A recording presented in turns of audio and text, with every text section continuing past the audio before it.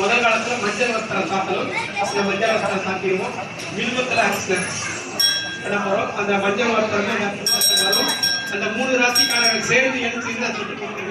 அம்பலவாயே போற்றி ஓம் அம்பலவாயே போற்றி ஓம் அம்பலத்தாரியே போற்றி ஓம் அம்பலத்தாரியே போற்றி ஓம் அம்பலத்தாரியே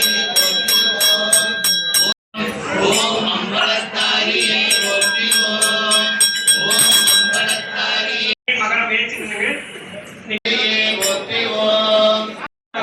அந்த ருத்ராட்சத்தை தரிப்பதற்கு எந்த ஒரு நியதியும் கட்டுப்பாடு கிடையாது. வா